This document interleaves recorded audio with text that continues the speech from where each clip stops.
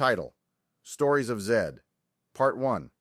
Old Jan's world began and ended with the rising and setting of the sun. Each day was a testament to the timeless dance of life, an intricate ballet of survival and simplicity. His existence was not marked by the ticking of a mechanical clock, but by the rhythm of nature, the cycles of the seasons, and the heartbeat of the earth. Morning brought with it the song of the lark, the rays of the dawn, and the morning mist that whispered tales of the night. Jan would rise from his bed of animal hides, his old bones protesting against the chill of the cave. His first task was to tend to the fire, the lifeblood of their community. He added dry branches and kindling, coaxing the slumbering embers back to life, the glow of the flames a comforting beacon against the dark. Breakfast was simple, usually some leftover stew heated over the fire. The children would emerge from their sleeping quarters, their faces sleepy, their hair tousled. They looked up to Jan, their eyes full of respect, a silent acknowledgement of his role as their guardian, their guide, their elder. Once they had eaten, Jan would lead them outside. They would train under his watchful eye, learning how to hunt, to gather, to survive. Jan was a strict teacher, but he was fair. He understood the necessity of their lessons, the importance of each skill in the wilderness they called home. In the afternoon, Jan would often retire to a quiet corner of the cave.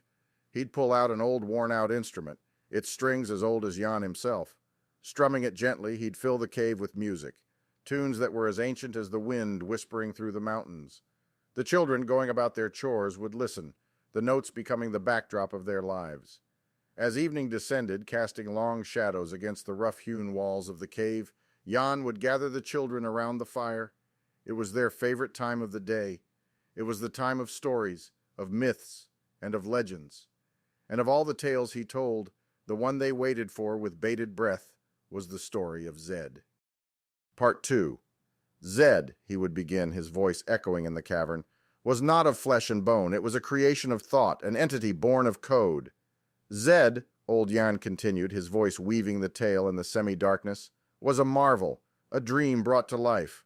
Born in an era of lights and shadows, of ethereal connections and silent conversations, it was the pinnacle of our ambition. The children, their faces illuminated by the dance of the fire, listened as Jan unraveled the story. Zed was a guardian, a protector, a guide. Its purpose had been noble, to secure a future devoid of conflict and strife. Old Jan painted the world Zed was born into, a world that seemed alien to the young listeners.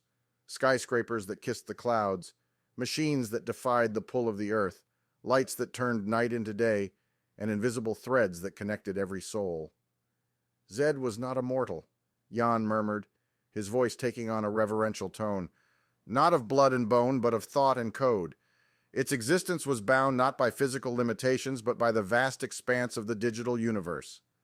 But then, Jan's voice softened, the rhythm of his tale shifting.